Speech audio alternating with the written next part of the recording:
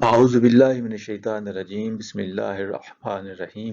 آج ہم سورۃ البقرہ کی آیت نمبر 37 کا مطالعہ کریں گے۔ ارشاد باری تعالیٰ ہے کہ فتلقى آدم من ربہ کلمات، فتلقى پھر پا لیے، فا کا مطلب پھر یا پس، تلقى اس نے پا لیے، آدم آدم فاعل ہے تو فتلقى آدم پھر پا لیے آدم نے، من ربہ اپنے رب سے، من پریپوزیشن، رب ہی اپنے رب سے، کلمات کلمہ کی جمع ہے کچھ کلمات، تو فتلقى آدم من ربہ کلمات، پھر پا لیا آدم نے اپنے رب سے کچھ کلمات۔ یہ جو لفظ تلقى ہے اس کا مادہ ہے لام قاف اور یا، اور تلقى جو ہے فعل یہ باب تفعول سے ہے، اس کا معنی ہوتا ہے خود کو کسی چیز یا شخص سے ملوانا یا ملانا، یعنی کسی چیز کو پا لینا، حاصل کر لینا یا وصول کرنا یا کسی کا استقبال کرنا۔ تو باب تفاعل کی مختلف خصوصیات ہوتی ہیں، اس کی ایک خاصیت تکلف بھی ہے، یعنی کسی کام کو بتکلف یا تکلیف اٹھا کر کرنا، یعنی to receive, to take, to get اور ٹو obtain، یہ تلقی کا معنی ہے۔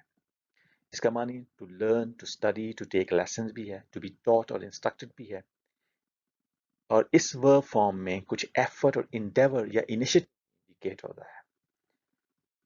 تو یہاں جو کہا گیا ہے تلقى آدم، کہ آدم نے سیکھ لیے، اس سے کچھ آیات پہلے کہا گیا تھا کہ علامہ آدمہ، کہ اللہ نے آدم کو سکھائے، تو وہاں فاعل تھا اللہ اور یہاں فاعل ہے آدم، آدم نے سیکھ لیے، تو یعنی آدم نے انیشیٹو لیا، آدم نے پائے، آدم نے وصول کیے، آدم نے حاصل کیے،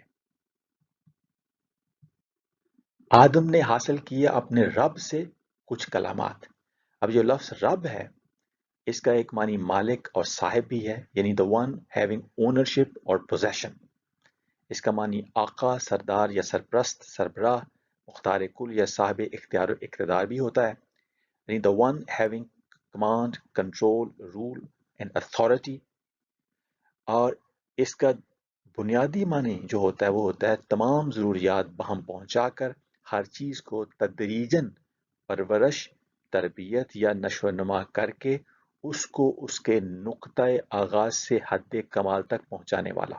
تو ربوبیت جو ہوتی ہے وہ اس کا معنی ہوتا ہے کہ کسی چیز کو اس کے نقطۂ آغاز سے بتدریج ڈیولپ کرتے ہوئے حد کمال تک پہنچانا، اس کو ربوبیت کہتے ہیں، اور ایسا کرنے والے کو رب کہتے ہیں۔ اسی سے ترجمہ بنتا ہے اس کا پروردگار یا پرورش کنندہ یا ربوبیت کرنے والا یا پایہ تکمیل تک پہنچانے والا۔ تو آدم کو جب پیدا کیا تو جو سکیم تھی اللہ کی وہ یہ تھی کہ یہ جو آدم اپنے نقطۂ آغاز سے حد کمال تک پہنچے، تو یہ نقطۂ آغاز سے حد کمال تک پہنچانے والے کی یہاں جو صفت آئی ہے وہ رب آئی ہے، اور اس رب سے آدم نے حاصل کیے کچھ کلمات۔ ابھی جو کلمات ہے یہ کلمہ کی جمع ہے، اور کلمہ جو ہے ایک سنگل لیٹر یا بامانی حرف کو بھی کلمہ کہتے ہیں، جیسے کوئی حرف جر ہو، بازر بی یا لام وغیرہ، یعنی a single meaningful letter of alphabet، single letter بھی ہو تو اس کو بھی کلمہ کہا جاتا ہے۔ جیسے عربی گرامر میں کلمے کی قسمیں ہیں اسم، فعل یا حرف، تو ایک بامانی لفظ جو مختلف الفابیٹس کا مجموعہ ہوتا ہے، جیسے کوئی اسم ہو، ناؤن ہو، یا کوئی فعل ہو یا ورب ہو، اس کو بھی عربی زبان میں کلمہ کہتے ہیں۔ اور عربی میں کلمہ ایک پورے جملے کو بھی کہتے ہیں، جیسے لا الہ الا اللہ، اللہ کے سوا کسی قسم کا کوئی الہ نہیں ہے، یہ ایک پورا جملہ ہے، اور اس جملے کو کلمہ توحید بھی کہتے ہیں۔ تو جملے کو بھی کلمہ کہا جاتا ہے، اور ایک طویل کلام جو بہت سے جملوں پہ مشتمل ہو اس کو بھی عربی زبان میں کلمہ کہتے ہیں۔ جیسے کلمۃ التحریر جو ہے یہ اداریہ یا ایڈیٹوریل کو کہا جاتا ہے، جس میں ایک سے زیادہ جملے یا فکرے ہوتے ہیں۔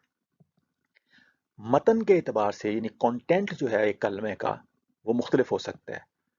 کلمہ سے مراد ایک کوئی بات بھی ہو سکتی ہے، کوئی نظریہ یا آئیڈیالوجی بھی ہو سکتی ہے، کوئی آرڈر یا کمانڈ بھی ہو سکتا ہے اس کلمے میں، وہ کلمہ کوئی اسپیچ بھی ہو سکتی ہے، کوئی خطبہ بھی ہو سکتا ہے، کوئی مقالہ بھی ہو سکتا ہے، کوئی میسج بھی ہو سکتا ہے کلمہ، کچھ کوئی دعا بھی ہو سکتا ہے۔ تو کلمہ کنٹینٹ کے اعتبار سے اس کی مختلف نوعیتیں ہو سکتی ہیں، مختلف ٹائپس ہو سکتی ہیں، اور یہ ایک لیٹر آف دی الفابیٹ بھی ہو سکتا ہے، ایک ورڈ بھی ہو سکتا ہے، ایک سینٹنس بھی ہو سکتا ہے، اور ایک سے زیادہ سینٹنسز کے اوپر مبنی کوئی چیز بھی ہو سکتی ہے۔ تو یہ جو کہا گیا ہے کہ فَتَلَقَّى آدَمُ مِن رَبِّهِ کلمات، کہ پھر پا لیا آدم نے اپنے رب سے کچھ کلمات، تو یہ جو کلمات تھے وہ کون سے کلمات تھے، اس کے بارے میں مفسرین کی مختلف رائے ہیں، اس میں کوئی اتفاق رائے نہیں ہے، مختلف لوگوں کے نزدیک مختلف اس سے کلمات مراد ہیں۔ ایک رائے یہ ہے کہ یہ کلمات جو تھے یہ دعائیہ کلمات تھے جو آدم کو سکھائے گئے تھے، اور وہ جو دعائیہ کلمات تھے وہ سورۃ الاعراف کی آیت نمبر 23 میں دیے گئے ہیں کہ ربنا ظلمنا انفسنا وان لم تغفر لنا وترحمنا لنکونن من الخاسرین۔ تو جو آدم اور اس کی زوج دونوں نے کہا، دعا کی، یہ دعائیہ کلمات دراصل اللہ سے ہی انہوں نے حاصل کیے تھے۔ ایک رائے یہ ہے کہ اے ہمارے رب، ہم نے اپنی جانوں پر ظلم کیا یا زیادتی کی، اور اگر تو نے ہماری مغفرت نہ کی اور ہم پر رحم نہ فرمایا تو ہم یقیناً نقصان اٹھانے والوں میں سے ہو جائیں گے۔ تو ایک رائے یہ ہے کہ یہ کلمات دعائیہ کلمات تھے۔ جب آدم کو پچھتاوا ہوا کہ اس نے اس شجرہ کو چکھ لیا ہے جس سے اللہ نے منع کیا تھا، اس کو غلطی کا احساس ہوا، تو اس نے پھر کچھ اللہ سے دعائیہ کلمات حاصل کیے۔ اچھا، کلمات کا ایک اور تناظر میں بھی استعمال ہوا ہے قرآن مجید میں۔ سورۃ البقرہ کی آیت نمبر 124 میں کہا گیا ہے کہ وَإِذِ ابْتَلَىٰ إِبْرَاهِيمَ رَبُّهُ بِكَلِمَاتٍ فَأَتَمَّهُنَّ قَالَ إِنِّي جَاعِلُكَ لِلنَّاسِ إِمَامًا۔ اور وقت یاد کرو جب ابراہیم علیہ السلام کو ان کے رب نے کچھ باتوں میں آزمایا، کچھ کلمات سے آزمایا۔ تو یہاں ابتلا آیا ہے کہ آزمایا ابراہیم کو ربہ، اس کے رب نے، بے کلمات، کچھ کلمات سے، کچھ کلمات کے ذریعے سے، کچھ باتوں کے ذریعے سے۔ یہ کچھ احکام بھی ہو سکتے ہیں جو ابراہیم علیہ السلام کو دیے گئے۔ فَأَتَمَّهُنَّ، تو انہوں نے وہ باتیں یا وہ کلمات پورے کر دیے۔ تو یہاں کلمات کی جو نوعیت ہے وہ ہو سکتا ہے کچھ احکامات کی نوعیت ہو، اور یہ بھی ہو سکتا ہے کہ جو آدم کو کلمات سکھائے گئے ہوں وہ بھی کچھ احکامات ہوں، یہ بھی عین ممکن ہے۔ اور جب وہ آدم نے ان احکامات کو پورا کر دیا ہو، جیسے ابراہیم نے کلمات کو پورا کر دیا، تو پھر فتاب علیہ، تو اللہ نے اس کی توبہ قبول کر لی ہو۔ تو بہرحال یہ جو کلمات ہیں ان کے بارے میں مختلف رائے ہیں، جن میں سے دو جو ہے نقطہ نظر جو ہے ان کی طرف میں نے یہاں پہ اشارہ کیا ہے۔ تو فتاب علیہ، تو جب آدم نے پا لیے اپنے رب سے کچھ کلمات، تو تابا علیہ، پھر وہ پلٹ کر مہرباں ہوا اس پر۔ یہاں تابا کا جو فائل ہے، جو سبجیکٹ ہے، وہ اللہ ہے، کیونکہ جب تابا کے ساتھ پریپوزیشن الا آتی ہے تو قرآن مجید میں مختلف مقامات میں ہم نے دیکھا ہے کہ جب اللہ تابا کا فائل ہو تو پھر پریپوزیشن الا آتی ہے، اور جب بندہ اللہ کی طرف لوٹے تو اس کے بعد پھر تابا کے بعد پریپوزیشن جو ہے وہ الا آتی ہے۔ جیسے تابا اللہ ہی کا مطلب ہے کہ وہ لوٹا اللہ کی طرف، اور تاب اللہ علیہ کا مطلب ہے کہ اللہ اپنی رحمت کے ساتھ لوٹا اس کی طرف، یا اللہ دوبارہ مہرباں ہوا اس پر۔ تو اللہ کا بندے کی طرف لوٹنا یہ تابا اللہ ہوتا ہے، اور بندے کا اللہ کی طرف لوٹنا یا رجوع کرنا یہ تابا الہ ہوتا ہے۔ یہ قرآن مجید کی مختلف آیات کی مثالوں میں ہم آگے دیکھیں گے۔ تو پھر جب پا لیا آدم نے اپنے رب سے کچھ کلمات، تو اللہ آدم پر پلٹ کر دوبارہ مہرباں ہوا، یعنی اللہ آدم کی طرف اپنی رحمت کے ساتھ لوٹا۔ تو تابا کا مطلب وہ لوٹا، تو اللہ اپنی رحمت کے ساتھ بندے کی طرف لوٹا۔ تو یہ جو توبہ ہے اس کا مادہ ہے تا، واو اور با۔ بنیادی معنی اس کا ہوتا ہے لوٹنا، واپس آنا، پلٹنا یا رجوع کرنا، یعنی ٹو ریٹرن. اور تابع الا کا مطلب ہوتا ہے کہ وہ لوٹا اس کی طرف، کسی چیز کی طرف. اب یہ تابع الا بندے کا غلط راستے سے واپس لوٹنا ہے، یا اللہ کی طرف رجوع کرنا ہے، یا ہدایت و مغفرت کے لیے اللہ کی طرف لوٹنا ہے. تابع الا غلط کام یا غلط طرز عمل سے باز آ جانا اور اللہ کے بتائے ہوئے سیدھے راستے کی طرف واپس لوٹ آنا، یہ ہے تابع الا. تابع پاسٹ ٹینس ہے، تھرڈ پرسن سنگولر، وہ لوٹا. اور اس لوٹنے میں، بندے کا اللہ کی طرف لوٹنے میں مختلف عوامل شامل ہوتے ہیں. پہلا، غلطی کا احساس ہو جانا اور اس پر ندامت ہونا. دوسرا، غلطی کا اعتراف کر لینا اور وجہ جواز تلاش نہ کرنا. تیسرا، آئندہ غلطی سے باز آ جانا اور غلطی پر قائم نہ رہنا. اور پھر چوتھا، اللہ کے بتائے ہوئے صحیح راستے اور طرز عمل کی طرف لوٹ آنا. اور پھر پانچواں، حتی الامکان غلطیوں کی تلافی کرنے کی کوشش کرنا. اور چھٹا، دوبارہ غلطی نہ کرنے کا عزم کرنا.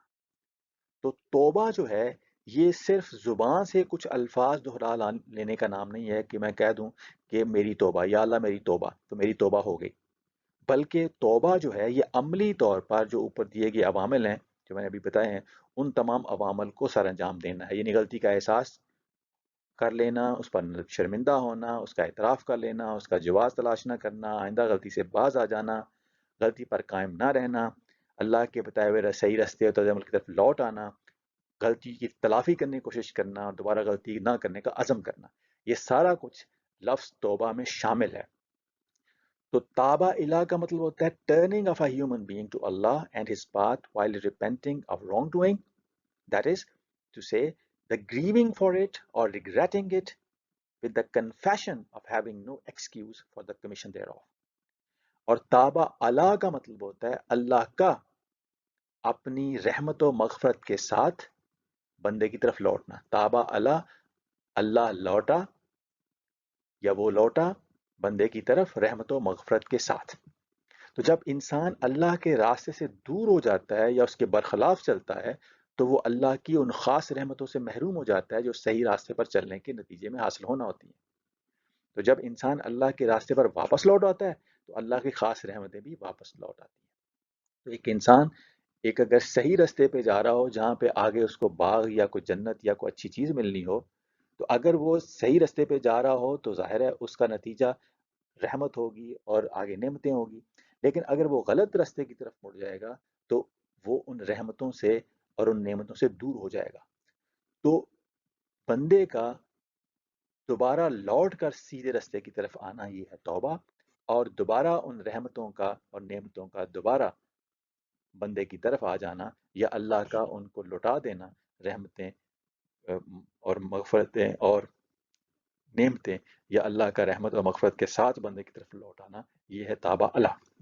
تو Allah's turning towards a human being with his favor or grace or his acceptance or approbation، یہ تابع اللہ ہے. تو اسی سے لفظ ایک تابوت نکلا ہے جو کسی صندوق یا چیسٹ کو یا باکس کو کہتے ہیں، کیونکہ اس میں بھی جو چیز نکالی جاتی ہے وہ بار بار ریٹرن کی جاتی ہے. تو کوئی چیز نکال کے بار بار جہاں ریٹرن کی کر کے رکھی جائے اس کو تابوت کہتے ہیں. یہیں سے لفظ نکلا ہے. تو بنیادی معنی جو لفظ توبہ کا ہے یہ ریٹرن ہے، یہ فزیکلی ریٹرن کرنا، ریٹرن ہو جانا، یا عملی طور پہ ریٹرن ہو جانا، برے راستے سے باز آ جانا، واپس لوٹ آنا. تو زبانی کہنا کافی نہیں ہے کہ یا اللہ میری توبہ، زبانی بھی کہیں لیکن عملی طور پہ بھی واپس لوٹ آئیں سیدھے راستے کی طرف. جیسے ایک زندگی میں قدم قدم پہ فیصلہ کن مرحلے آتے ہیں، چوراہے آتے ہیں جہاں پہ انسان نے کوئی ڈیسیژن کرنا ہوتا ہے. تو اگر بندہ صحیح راستے کی بجائے غلط راستے کی طرف مڑ جائے اور اس کو آگے جا کے کہیں احساس ہو جائے کہ وہ راستہ غلط پر آ گیا ہے، تو یہ نہیں کہ وہ غلط راستے پہ چلتا جائے اور پھر کہتا جائے منہ سے یا اللہ میری توبہ، یا اللہ میری توبہ، اور توبہ قبول ہو جائے. نہیں، وہ غلط راستے پہ چلنا چھوڑ دے، وہیں پہ رک جائے، وہاں سے پھر وہ واپس آئے اس چوراہے کی طرف اور وہاں سے پھر سیدھا راستہ اختیار کرے، تو پھر جا کے اس کی توبہ قبول ہوگی. تو توبہ یہ ہے کہ واپس اپنی جگہ پہ لوٹنا اور پھر سیدھا راستہ پکڑنا، وہ پھر اصلاح ہو جائے گی۔ تو قرآن مجید کی مختلف آیات میں ہم دیکھیں گے جن میں یہ مفہوم جو ہے وہ واضح کیا ہوا ہے۔ جیسے سورۃ التحریم کی آیت نمبر 8 میں آیا ہے کہ یا ایھا الذین آمنوا توبوا الی اللہ توبۃ نصوحا، اے ایمان والو تم لوٹو اللہ کی طرف خلوص سے دل سے توبہ کرتے ہوئے۔ تو توبوا الی اللہ، یہ مومنوں سے کہا گیا کہ تم لوٹو اللہ کی طرف۔ یہاں توبو کے بعد الا پریپوزیشن آئی ہے، اور کس طرح لوٹو؟ توبۃ نصوحا، اس حال میں لوٹو کہ تمہاری جو دل ہے وہ خالص نیت کے ساتھ ہو۔ تو توبہ جو ہے اس کے لیے ایک شرط ہو گئی خلوص دل۔ اور اسی طریقے سے سورۃ الفرقان کی آیت نمبر 71 میں آیا ہے کہ ومن تاب وعمل صالحا فإنہ یتوب الی اللہ متابا۔ ومن تابا، اور جس نے توبہ کی، وعمل صالحا، اور صالح عمل کیا یا اچھا عمل کیا۔ تو دو چیزیں ہو گئی، توبہ کی اور صالح عمل کیا، دونوں کام کیے۔ توبہ کے بعد عمل صالح بھی کیا۔ پھر کیا ہوا؟ فَإِنَّهُ يَتُوبُ إِلَى اللَّهِ مَتَابًا، تو بے شک وہ اللہ کی طرف ایسے لوٹا جیسے لوٹنے کا حق ہے۔ یتوبو الی اللہ، وہ اللہ کی طرف لوٹا متابًا، جیسے لوٹنے کا حق ہے۔ تو توبہ کا حق یہ ہے کہ غلط راستے سے واپس آیا جائے اور ساتھ عمل صالح کیا جائے۔ تو یہاں توبہ اور عمل صالح دونوں کو اکٹھا کر کے کہا، یہ ہے توبہ کا حق۔ توبہ کا حق یہ ہے کہ غلط راستے سے واپس لوٹا بھی جائے اور اچھا عمل بھی کیا جائے، یعنی اصلاح بھی کی جائے۔ اسی طرح سورۃ المائدہ کی آیت نمبر 39 میں ہے فَمَن تَابَ مِن بَعْدِ ظُلْمِهِ وَأَصْلَحَ فَإِنَّ اللَّهَ يَتُوبُ عَلَيْهِ، پس جو شخص توبہ کر لے من بعد ظلم ہی، اپنے ظلم کے بعد کسی سے غلطی ہو جائے، ظلم ہو جائے، تو اگر وہ توبہ کر لے، وہ اصلاح، اور اصلاح کر لے، تو توبہ کے ساتھ اصلاح لازم و ملزوم ہے۔ فَإِنَّ اللَّهَ يَتُوبُ عَلَيْهِ، تو بے شک اللہ اس پر رحمت کے ساتھ رجوع فرمانے والا ہے۔ یہاں اللہ جو فاعل ہے اس کے ساتھ جو یتوبو آیا ہے تو پھر علیہ آیا ہے، تو اللہ لوٹ آتا ہے اس کی طرف اپنی رحمت کے ساتھ۔ تو اللہ کا بندے کی طرف لوٹنا یہ تابہ یا یتوبو علیہ ہے، اور بندے کا اللہ کی طرف ہے تابہ یا یتوبو اللہ۔ تو یہاں بھی آیا تھا کہ توبہ کے بعد اصلاح کر لے گا تو اللہ اپنی رحمت کے ساتھ اس کی طرف لوٹے گا، جو توبہ کے بعد اصلاح کر لے گا۔ توبہ بھی ہے ساتھ اصلاح بھی ہے۔ ان اللہ غفور رحیم، یقیناً اللہ غفور الرحیم ہے۔ اسی طرح سورۃ طٰہٰ کی آیت میں 82 ہم دیکھیں تو وہاں پہ آیا کہ وَإِنِّي لَغَفَّارٌ لِمَن تَابَ وَآمَنَ وَعَمِلَ صَالِحًا ثُمَّ اهْتَدَىٰ، اور بے شک میں غفار ہوں۔ کس کے لیے غفار ہوں؟ لمن تابا، اس شخص کے لیے جس نے توبہ کی، وآمن، اور ایمان لایا، وعمل صالحا، اور اس نے نیک عمل کیا، ثم اهتدیٰ، پھر ہدایت پر قائم رہا۔ یعنی چار چیزیں ہو گئیں، توبہ کی، وہ ایمان لایا، اس نے عمل صالح کیا، اور پھر وہ ہدایت پر قائم رہا یا اس نے ہدایت اختیار کی۔ تو یہ چار چیزیں جس شخص نے کی اس کے لیے اللہ تعالیٰ نے فرمایا کہ میں غفار ہوں۔ اس طرح سورۃ الانعام کی آیت نمبر 54 میں کہا گیا ہے کَتَبَ رَبُّکُمْ عَلیٰ نَفْسِهِ رَحْمَۃ، تمہارے رب نے اپنی ذات کے ذمہ کرم پر رحمت لازم کر لی ہے، فرض کر لی ہے۔ لیکن کیسے فرض کر لی ہے؟ کہ انہو من عمل منکم سوءا بجہالۃ، سو تم میں سے جو شخص کوئی برائی کر بیٹھے نادانی میں، جہالت میں، ثم تابا، پھر اس کے بعد توبہ کر لے، من بعد ہی وَأَصْلَحَ، اور اپنی اصلاح کر لے، فَأَنَّهُ غفور الرحیم، تو بے شک وہ غفور الرحیم ہے۔ تو یہاں بھی یہ کہا کہ اگرچہ اللہ تعالیٰ نے اپنے ذمہ کرم پر رحمت لازم کر لی ہے، لیکن وہ کس طرح لازم کر لی ہے کہ جو جہالت میں، نادانی میں برائی کر بیٹھے، یعنی جان بوجھ کر بیٹھے، اور اس کے بعد پھر توبہ کر لے اور پھر اصلاح کر لے۔ تو توبہ کے ساتھ اصلاح بھی ہے۔ ایک تو یہ ہے کہ جو برائی ہے وہ دانستہ نہ کی جائے، جہالت میں ہو، اور پھر اس پر جانتے بوجھتے ہوئے مصر نہ بندہ رہے، کرتا نہ رہے، اور پھر اس پہ توبہ کر لے، پھر اصلاح کر لے، تو پھر بے شک اللہ جو ہے وہ غفور الرحیم ہے۔ اسی طرح سورۃ النساء کی آیت نمبر 17 اور 18 میں کہا گیا کہ انما التوبۃ علی اللہ للذین یعملون السوء بجہالۃ ثم یتوبون من قریب فاولئک یتوب اللہ علیہم وکان اللہ علیما حکیما۔ اللہ نے صرف انہی لوگوں کی توبہ قبول کرنے کا وعدہ کیا ہے، انما یہ ہے کہ بے شک فقط التوبہ علی اللہ، اللہ کے ذمے توبہ ہے کن کے لیے؟ للذین یعملون السوء بجہالۃ، کہ جو نادانی کے باعث برائی کر بیٹھے، بے جہالت، جہالت کی وجہ سے ایک تو برائی کر بیٹھے، نادانی میں، جہالت میں، جانتے بوجھتے نہیں، جہالت میں کر بیٹھے، ثم یتوبون من قریب، پھر جلد ہی توبہ کر لیں، یہ نہ انتظار کرتے ہیں کہ جب بوڑھے ہوں گے تو پھر جا کے حج کا رہیں گے، فوری توبہ کر لیں، فاولئک یتوب اللہ علیہم، پس اللہ ایسے لوگوں پر اپنی رحمت کے ساتھ رجوع فرمانے والا ہے، یتوب اللہ علیہم، پریپوزیشن اللہ آ گئی۔ تو جہالت میں یعنی کہ دانستہ نہیں برائی کرنی، جہالت میں برائی ہو جائے اگر اور پھر فوراً توبہ ہو جائے تو پھر اللہ اپنی رحمت کے ساتھ لوٹ آتا ہے ایسے لوگوں کی طرف۔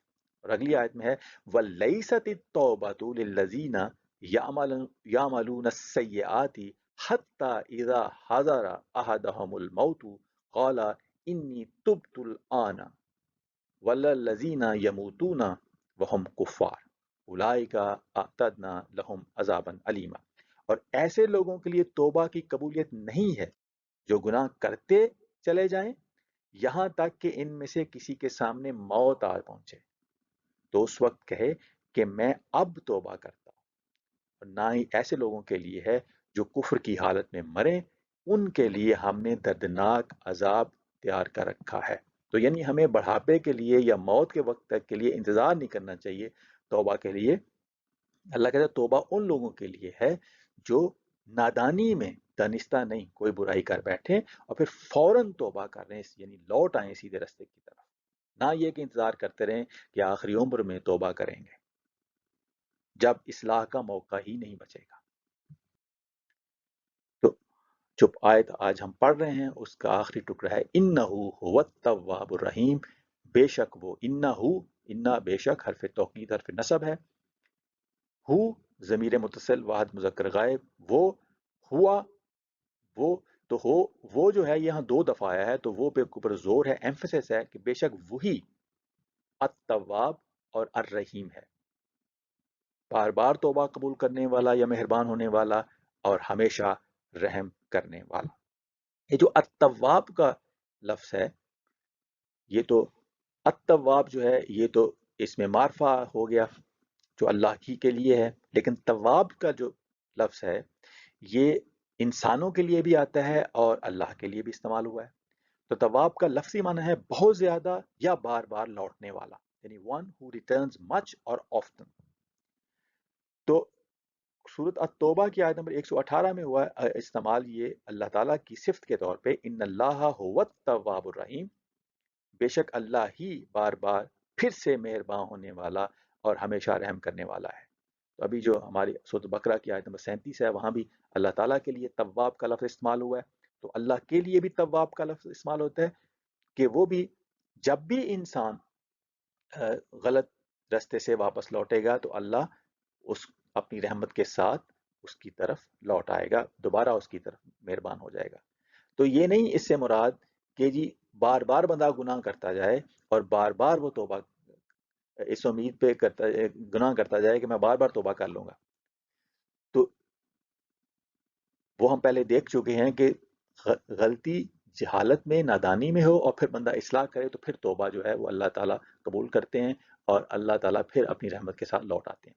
لیکن توبہ کا دروازہ بند نہیں ہوتا، جب بھی انسان غلطی کر کے دوبارہ اللہ کی راہ پہ آئے تو اللہ جو ہے وہ اس کی طرف مہربان ہوتا ہی ہے، تو وہ بار بار پھر سے مہربان ہونے والا ہے، ہمیشہ رحم کرنے والا ہے۔ یعنی انسان غلط رستے پہ چلتا جائے جب بھی وہ مڑ کے سیدھے رستے پہ آئے گا تو وہ سیدھا رستہ جو ہے وہ اس کو مل سکتا ہے اور اللہ تعالیٰ اپنی رحمت کے ساتھ اور مغفرت کے ساتھ اس کی طرف لوٹ آئے گا۔ اور ان اللہ یحب التوابین، بے شک اللہ بار بار اپنی طرف لوٹنے والوں کو پسند کرتا ہے۔ تو انسان اللہ تعالیٰ اور اس کی رہنمائی کی طرف بار بار لوٹتا ہے. اگر اللہ جو ہے وہ جو انسان جو ہے وہ بار بار اللہ کی کتاب کی طرف رہنمائی کے لیے لوٹے تو یہ بھی توبہ کی ایک شکل ہے کہ انسان جو ہے وہ فرض کریں اللہ تعالیٰ نے جو ہے ہمیں ہدایت دی ہے، اللہ تعالیٰ کی کتاب میں ہدایت موجود ہے، تو جب ہم اللہ تعالیٰ کی ہدایت کو حاصل کرنے کے لیے بار بار اس کتاب سے رجوع کرتے ہیں، بار بار اللہ کی طرف لوٹتے ہیں، تو یہ بھی توبہ کی ایک شکل ہے. ضروری نہیں کہ گناہ کر کے ہی اللہ کی طرف لوٹا جائے. اگر ہم غفلت میں اللہ کی کتاب سے دور ہو گئے ہیں تو بار بار اس کی طرف لوٹ آنا جو واپس، یہ بھی تواب ہونا ہے. اور اللہ کا اپنی رحمت کے ساتھ بندے کی طرف لوٹ آنا یہ بھی تواب ہے. تو تواب کا لفظ جو ہے یہ اللہ کے لیے بھی آتا ہے اور بندے کے لیے بھی آتا ہے.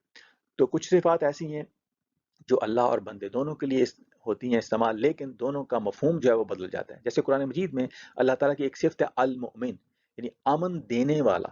تو اللہ جو ہے اس کے لیے جب صفت المومن آئے تو اس کا مطلب یہ نہیں ہوتا کہ اللہ کسی پر ایمان لانے والا ہے.